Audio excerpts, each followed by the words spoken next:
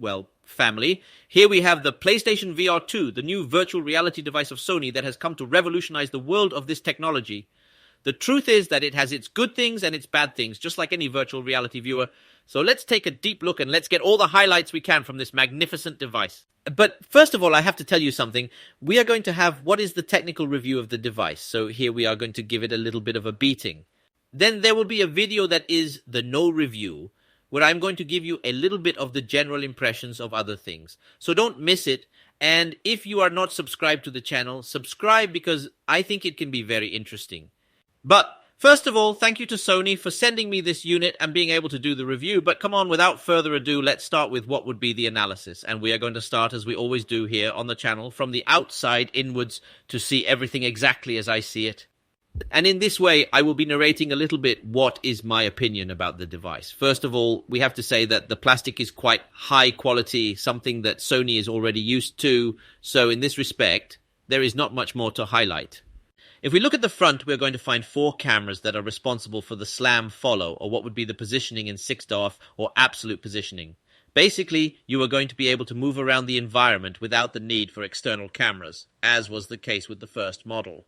Because we have to make it clear, in front of the first device, this is a complete revolution, and not only for that, but for all the features it includes. In addition to that, if we look at the front, we are going to find a small sink for the refrigeration. Since inside it has a fan that is going to be charged with 2 very important functions. The first, refrigerate the inside of our face so that the lenses do not fog up. This, I think, is going to be very positive for many people.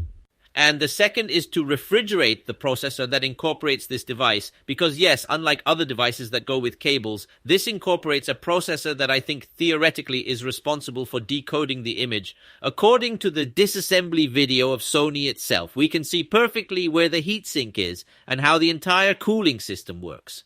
So this must be taken into account. If we go to the front, the first thing that will stand out is this small wheel. This wheel serves to adjust the IPD, that is, to be able to adjust the lenses at the interpupillary distance of your own eyes. And in this way, being able to find the sweet spot as quickly as possible and being able to enjoy the complete experience. In addition to that, we are also going to find a button that is going to be charged to separate and move the viewer away from our face. This is more important than what many people think, but that has its explanation. Now, when we talk about the diadem, I'll tell you, if we look at it in a little more detail, we will realize that we have the cable connector, which means that the diadem, together with the connector and the jack, can be removed in a super simple way. All you have to do is press the button and press another button that is in here. And in this way, clack, what would be the diadem comes out and we can easily exchange the cable. If we go to the back, we will find the typical adjustment wheel, which has 2 functions. The first, this in the center, is a button. If you press it, we can unlock the wheel to open the arch and thus be able to place the diadem. Once we have already placed it, it is simply to adjust it and it is fixed. And in this way, we can say again that Sony with PlayStation VR2 has placed in the first position in ergonomics in virtual reality devices. If already with the first version they had done very well, with this second they have embroidered it. Why? Because the sponges that we theoretically have here are going to allow us a much greater ergonomics. And it has a simple explanation. They are not sponges. Inside it has a kind of square silicone similar to what we have here, only that in that case it is covered. This, ladies and gentlemen, is the most comfortable thing we can find today in ergonomics. PlayStation VR2 mounts it both in the back and in the front. It is true that when you pass your hand you notice it, and it is not as small as the one I just showed you, but it is a very similar system. If we look at the sides, we have what would be the earphone mount that I will now show you, and if we go to the bottom we are going to find several things. The first, a multi-function button that will allow us to put the pass-through system here as a series. That is, to be able to see the world through the 4 cameras that the device incorporates. The truth is that the cameras are in black and white. They have quite a good resolution for what it is and allow us to see any part of our environment. In addition, the stitching of all the cameras is practically perfect. I think it is the first time that I see a pass-through without any kind of deformation. The center button is just the on and off button, which will allow us to turn on the device and turn it off whenever we want. And of course we cannot forget the microphones, which will allow us to relate to multiplayer games without any problem. In the part of the diadem we will find the cable, which we will now talk about, a 3.5 jack connector, to be able to connect any earphone, and then another connector that is simply the shape of the earphones that come as a series. How is this placed? Well, it is very simple. All you have to do is place the jack in the correct position and the other clamp we put it in the hole and tighten. And in this way the earphones are already placed. As I told you before, this serves to place this type of earphones because if you put it in here it stays this way and you do not have the pendants hanging all the time. The truth is that it is a fairly optimal solution and that we already saw in the first PlayStation VR2. As I have mentioned before, one of the main functions is to be able to move away and bring the viewer closer to your face. And we have to highlight that the Halo system is the most comfortable thing we can find in a virtual reality viewer. But the interesting thing is that this device does not anchor to the face, but it anchors to the head. It is one of the peculiarities that the Halo-type clamping system has. Specifically, the pressure is going to be on the forehead and on the neck, but the face is not going to tighten. And this is very interesting because we also have to see what the silicone that touches your face would be, which, as you can see, is quite flexible and very comfortable, in addition to what it has with the holes to be able to place glasses. And it is that with this system, to be able to move it away and bring it closer to your face, we will be able to use glasses to see inside the device without any problem. Maybe if you have very large glasses or any story, it may do you some kind of stories. For example, these that are very large allow a little light to enter here on the sides. It is not something that you say, wow, the sun is entering directly there, but it is true that you can see a little shine. On the other hand, if I take off my glasses, my face or the format of my face is totally compatible with this and no light enters. In addition, we also have to highlight that it comes with a double light filter system for the nose theme, and thus avoid light from entering and bothering us. Comment that this silicone can be removed very easily and we can wash it without any problem. And placing them costs a little more because you have to be anchoring in other stories, but as a power you can. And now we're going to talk about what I think may be the most critical parts of the device because so far all this is outstanding. But what we are starting to see now, the thing loosens a little. And the first thing we're going to find are their lenses, the Fresnel lenses. Let's see, ladies and gentlemen, this is already very 2016. Already in 2022, several devices that use pancake lenses have come out, and I don't understand why Sony has now decided to create this type of device with this type of lens. And we already know for many years that this type of lens has a series of problems, and PlayStation VR2 has them all. Because it is normal and current, it is using that technology. I don't mean they are bad, but it is true that there are already better. Specifically, there are several problems that we are going to find with this Fresnel lens. On the one hand, we are going to have glare, which for those who do not know is basically what is called here as God's ray. And it is a glare that occurs when there is a high contrast between the image we are seeing. For example, a black and white. It will make the white burst and look like it were some God's rays. The other problem it has is its sweet spot. We are talking about having a sweet spot that is not the smallest I have been able to see, but it is not even medium. It is a little below what I consider to be an optimal sweet spot. This is going to cause several problems. The first of them is that you are constantly adjusting the device because you do not end up seeing it 100% clearly. Although it is necessary to comment now that with the eye tracking, this is a super simple task. And in addition to that, we are also going to find the typical chromatic aberrations outside the sweet spot where the image is unfolded and looks turby. But I think it is something normal because that is a problem of the lens itself. What must be said is that right in the center it looks quite clear, but do not expect to be able to read side by side or much less because you are going to have to be moving your head. The lens along its outline is accompanied by some cameras that are responsible for eye tracking. As I already tell you, they are going to facilitate many things. For example, the placement of the device and the interpupillary adjustment. And it is that the system that Sony has incorporated is a wonder in that sense. Much better than everything I have seen so far with other devices that have eye tracking and so on. And it is that in a very illustrative way, it is able to tell you where you have to place the lenses and how you have to place the visor. And when it is in the right place, it will give you a verification so that you can continue with your game. I particularly, every time you have been putting them on me, I have been making this adjustment to see that it stays just at the optimal point.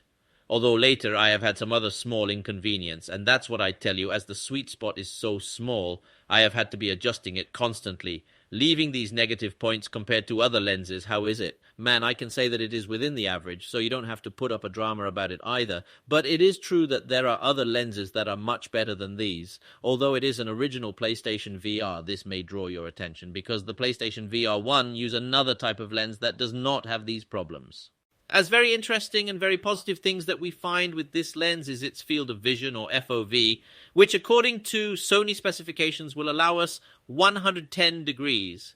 At no time have they specified if they are horizontal, vertical, or diagonal, which is what manufacturers usually do. But I can tell you that it resembles a lot to large FOVs like Quest Pro. So in that respect, there is no problem. That is, it has to be very clear. The FOV or field of vision is going to be very damaged depending on how far you put the device with this mechanism. So be careful with that, as it also affects the sweet spot and other stories. So you have to leave that adjustment always in the correct way. If we're entering the device before talking about the cameras, we have to talk about a function that I think is a genius, and it is the vibration of the case. The device has a vibration system that I find wonderful. Playing games like Zanpair, I have been able to see that when you launch the wave, it starts to vibrate like crazy, and that is very cool. It gives you a very good immersion feeling. You know that any optical system will serve us to take virtual reality to the next level. And in this case, I must say that this is achieved. If we go further inside, we will find the screen, which is a resolution of 2000x2040x8. All this mounted on an OLED screen that works at 90 and 120 Hz, which will provide us with a very decent refresh rate. And it is the vibration of the case. Especially in games where we can play at 90 or 120Hz, some blacks and colors worthy of any screen or LED, which will provide us with that when we are in a horror game, we see and feel the black as it is. And if you also go to a colorful game like Horizon Call of the Mountain, you will see some scenarios full of color and a vivacity that are amazing. So in this aspect, it is a wonder. What would be the SDE or the screen door effect that would be what the pixel is? See the pixel. We are already in a resolution that is very complicated to see that type of anomaly in any virtual reality device. And here, although you can slightly see if you have a bionic eye, the most normal thing is that you do not see it. But that does not mean that it is a perfect screen, because I have detected some things that I have not finished liking. First and foremost, they have a wall, and that is something that I do not like.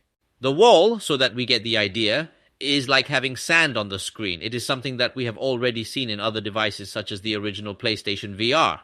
And that ends up disturbing the experience a bit. Although, for example, playing in the QBR street, they're in the middle of the beach with some trees in the background that are quite dark, over a blue sky. The moment you turn your head, you will see a white star that belongs precisely to those trees. They are little things that are there, and that's it. Your brain can assimilate them and forget about them, or it can make you constantly see it, and it will bother you. Commenting that some games work at 90 Hz perfectly, that there are others that work at 120 without any problem, but there are also others that do not work at 90 or 120, but they work at 60 with a 120 Hz reprojection. It is the case of Horizon Call of the Mountain. To me, who many of you already know me for quite some years, you know that the reprojection is something that I do not like, and I have been seeing some games, such as Horizon Call of the Mountain, that have it. It is something that ends up dirtying the image, and that has reached the point where for example, that I can move freely in the game without any problem. I have had to deactivate the smooth rotation to put the rotation by degrees, because it makes me a totally blurry experience. I understand that there are people who do not care because this is something very pleasant, but I, who prefer to have a totally sharp image, well, it's there that it does not convince me. If that, in addition, you add that the sweet spot is small, which adds blur, and on top of that you add that it has a wall effect, well, the screen does not convince me at all. In addition, I have been seeing that many games are not executed at the native resolution. That is, I do not feel like they are being executed at the native resolution that the device has, but that it is being executed at a lower resolution. I would not know how much, I would not know how, but it is true that it does not give that quality of sharpness that you say, wow, this looks super sharp. It looks good, there is no problem, but it is true that these small negative characteristics make it get a little more blurry. In addition, we have a function that should theoretically help all this, and that I mainly, although I have been able to see it on certain occasions, especially after recording some gameplays, I'm not sure to see it in any way defined within the device, which is the fovea rendering. It is a technology that will help us render the vision of our fovea to the maximum resolution, that is, what our eye sees, and in this way guaranteeing that wherever we look we will see it at maximum resolution.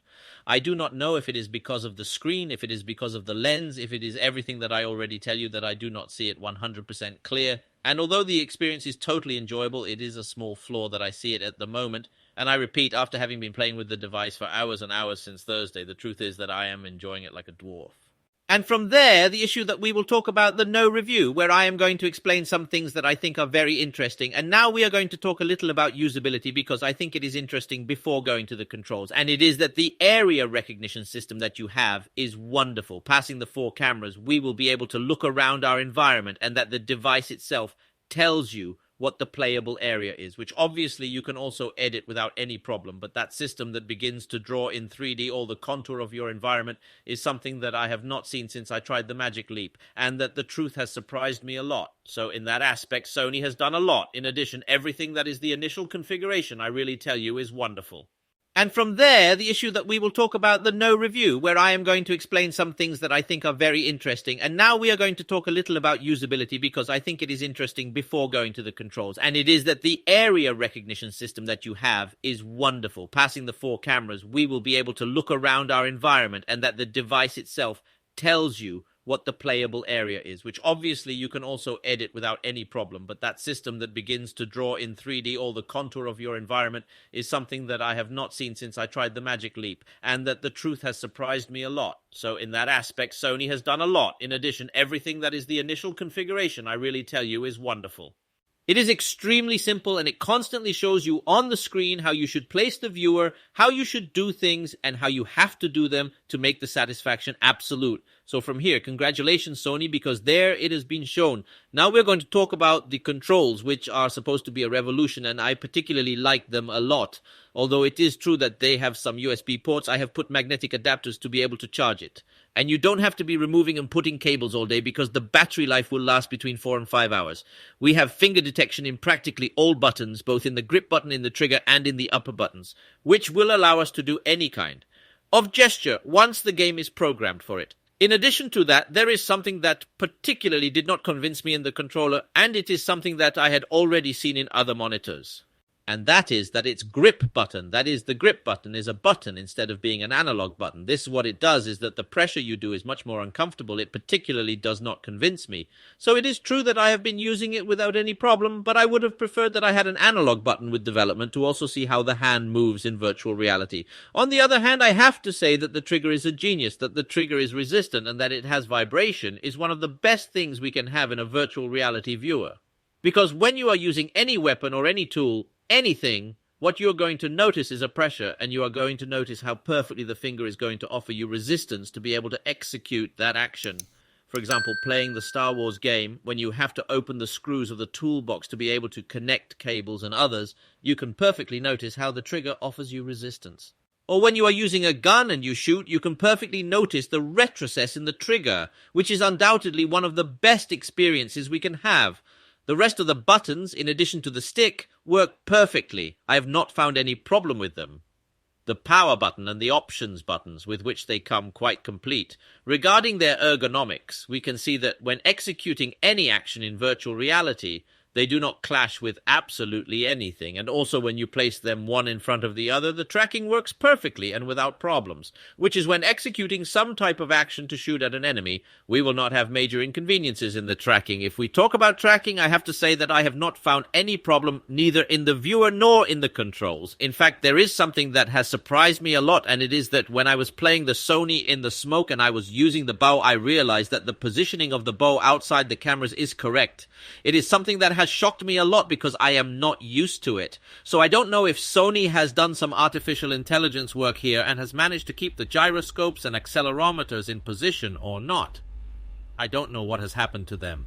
Anyway, I have to keep trying it much more thoroughly, and in the video that I am going to make of the no review, I will tell you. But without a doubt, it is something that has fascinated me and that I found a very good idea. By the way, the cable is very malleable, very thin, and the truth is that it practically does not bother. Obviously, when I have already seen the cable, which by the way measures 4.5 meters, and I have seen one of its connectors, which we already knew was going to be a USB Type-C port, I have been a little doubtful about the type of connection that this device brings. Obviously, we are not facing a type of cable connection that can transmit an image without coding, since the bandwidth provided by this connector is not adequate, so I understand that it is very likely that the MediaTek is in charge of decoding the image.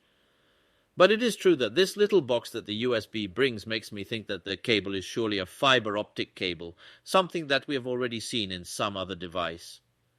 But since nobody has opened them, we do not know for sure. And since Sony has not commented on it, I cannot guarantee it either. And nothing, family, to tell you that I have been giving it a hard time all these days, that the device in particular shocked me a little, especially because of the lenses and the wall, but that little by little I have become accustomed to it, and although the resolution I think is not 100% accurate, the truth is that the games are totally enjoyable, and games like Horizon Call of the Mountain give a freshness to this world that I had not seen for a long time, especially because of the quality of the finishes, its physics, its history, etc. Although there are other games that I have also liked a lot, especially because they already take advantage of all the power of PlayStation 5. So from here, if you come from a viewer like PlayStation VR Originals, if you have a PlayStation 5 and you want to jump to virtual reality for €5.99, I think it is a viewer that has very justified many components that incorporate, such as the OLED screen or its eye tracking system, which this module on some devices can cost only more than €250 for the eye tracking. So it is quite justified that it has all that price of €5.99 that many people have criticized. That said, if you come from a PlayStation VR Original or you have a PlayStation 5, I think there would be no problem in jumping to this virtual reality. If you come from other devices, man, that would have to be talked about, because you are going to have to make an important investment in buying a PlayStation 5 and a virtual reality viewer. So, family, I hope you liked the video. Thank you very much to all for getting here. Thank you very much for getting to the end. Leave comments, subscribe to the channel, share the video, and 1,000 more stories. But above all, thank you to Sony for sending it to me, and of course to all of you who are supporting me on Patreon, because thanks to you all this is possible. And without much further ado, see you in the next video. Until next time.